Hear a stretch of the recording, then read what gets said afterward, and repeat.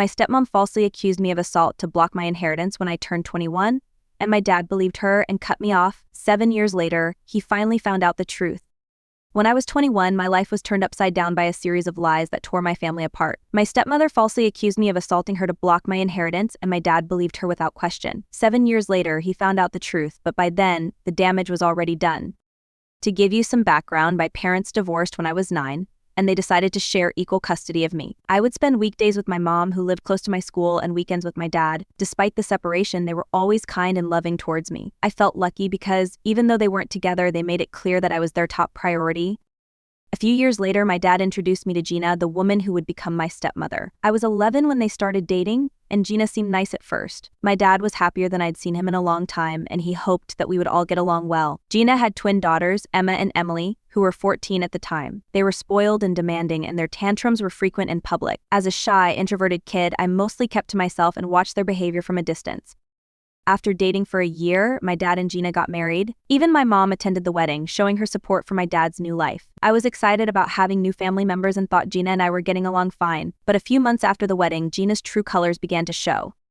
One morning, out of the blue, Gina pulled me aside and told me she didn't like me. She said we had to pretend to get along in front of my dad, but when he wasn't around, I needed to stay out of her way. She couldn't stand me because I reminded her of my mom. I was shocked and heartbroken because I had genuinely hoped we could be a family. I didn't understand why she hated me so much. The twins overheard this exchange and began teasing me, saying that my dad didn't love me and that he liked them more. I was devastated and confided in my mom about it. She was furious and immediately called my dad to confront him. However, my dad dismissed it, saying that Gina would never say such things and that I must have misunderstood her. That weekend, when I visited my dad, Gina was clearly upset. She remained silent around him, but the moment he left the room, she turned on me. She whispered harshly, threatening to make sure I didn't have a dad if I ever told my mom anything about her again. She also warned that she could divorce my dad and take all his money, leaving him penniless if I didn't comply. At just 12 years old, I was terrified. The thought of my dad being left with nothing because of me was too much to bear, so I stayed quiet. From then on, Gina made it her mission to make my life a living hell. Whenever we were alone, she would say the cruelest things, mocking my height, weight, and appearance. I hoped my dad would notice, but he never did. He believed that Gina and I got along well, even forcing us to spend time together by going shopping or out to eat. During these outings, Gina would use my dad's credit card to pay for everything but wouldn't let me eat more than a small bowl of soup or a small. I would sit there, watching them eat while I was left hungry and miserable. The nights were the worst. I would go to bed on an empty stomach, crying myself to sleep, feeling utterly alone and abandoned. I dreaded visiting my dad on weekends, often making excuses to stay with my mom. My parents noticed my reluctance, but I couldn't bring myself to tell them the truth. I was too scared of Gina's threats. When I was 14, my dad decided to take us on a family vacation to Greece. I didn't want to go, but my mom encouraged me, saying it would be a good opportunity to see the world. Reluctantly, I agreed.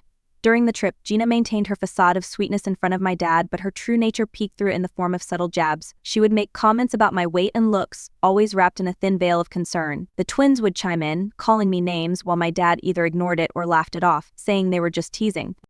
One day, after enduring constant ridicule about my weight while at the pool, I snapped. I retaliated, telling the twins that their double chins were embarrassing and turning to Gina, calling her out for wearing a shrug over her bikini, saying it made her look like a penguin. Gina's face turned red, and she ran back to the hotel room. The twins started yelling at me, and I felt a small sense of victory, but it was short-lived.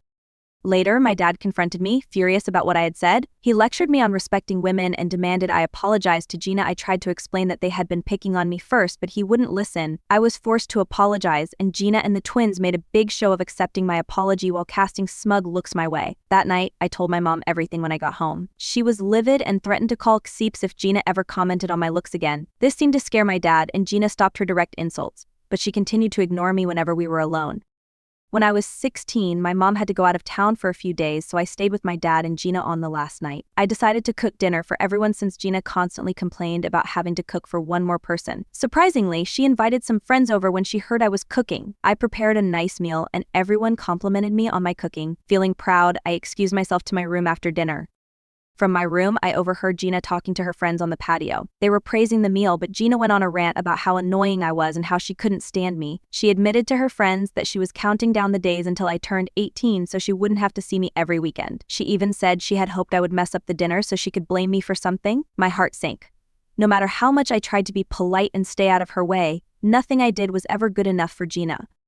As the years passed, Gina's hatred for me only intensified. During college, when I visited my dad during breaks, Gina would make me feel unwelcome. She would schedule activities with just her and the twins or with my dad and leave me out. If I slept in, she would berate me for being lazy, even though I was careful to clean up after myself. She had no respect for my privacy, often barging into my room without knocking. It was clear she wanted me out of her life.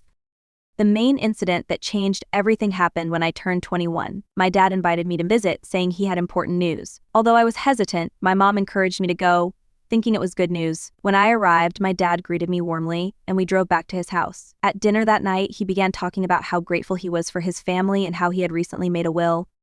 My dad said he planned to leave the house to Gina and she would have enough to live comfortably. He then announced that he would leave his retirement account and his vintage car to me. The car was special to both of us, a symbol of his youth and our bond. I was touched by his decision.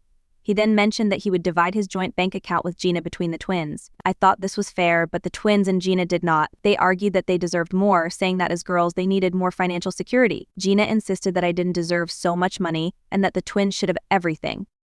My dad stood firm on his decision, and I sat silently trying to avoid the escalating argument. Suddenly, Gina burst into tears, claiming she had been hiding a secret for years to protect the family. She then dropped the bombshell accusation. She claimed that I had tried to assault her. I was floored, completely blindsided by her false story. She went on to say that after our argument in Greece, I had started acting inappropriately toward her, trying to enter her bedroom uninvited and barging in on her when she showered. She fabricated a story about how she had lived in fear for years but stayed silent to protect me and the family. I tried to defend myself, shouting that she was lying, but Gina played the victim, crying and saying she couldn't keep quiet any longer. The twins joined in, calling me a monster and using terms like rapist and molester. I looked at my dad, desperate for him to believe me, but he was conflicted. He asked Gina why she hadn't said anything before, and she claimed she feared no one would believe her because I was a minor. My dad asked me to leave the house until the matter could be resolved. It felt like my world was falling apart. My dad, the one person I thought would believe me, had chosen Gina's lies over me. I packed my things and left, feeling utterly betrayed. I went straight to my mom, who was horrified when I told her everything. She wanted to confront Gina, but I asked her not to. I was too scared of what Gina might do next. She had already ruined my relationship with my dad, and I couldn't risk her doing anything else to destroy my life. My dad called my mom, saying he wanted nothing to do with me and that he was ashamed to have a son like me. Gina's lies had worked. She had poisoned my relationship with my dad and convinced his side of the family that I was some sort of predator. They attacked my mom, blaming her for raising me. The emotional toll was immense. I sank into a deep depression and suffered from anxiety. I was terrified of being around women, afraid that someone else might falsely accuse me and ruin my life. I isolated myself, too scared to date or even make new friends. My mom was my rock during this time. She moved in with me for a while to make sure I was okay. Slowly, with her support, I started to rebuild my life. Years passed. I moved on with my life, met a wonderful woman named Mara, and started to find joy again. Then, 7 years after Gina's accusation, I received an unexpected call from an unknown number. It was my dad. I hadn't heard his voice in years, and hearing it now brought back all the pain. He asked if I was okay and wanted to talk. I told him I had nothing to say to him. That's when he broke down, crying and begging for forgiveness. My dad revealed that Gina had been cheating on him for years with his best friend. When he confronted her, she admitted she had only married him for his money and had despised me because I was a threat to her getting everything she wanted. She confessed that she had made up the assault story to get me cut out of the will. My dad had divorced her, and she got nothing because of her infidelity. He wanted to rebuild our relationship, but I was too hurt and angry to consider it. I told him he was no father of mine. He had chosen to believe Gina over me without question, and I could never forgive him for that. Since then, I've blocked his number and refused to speak to him. He made his choice all those years ago, and now he has to live with it.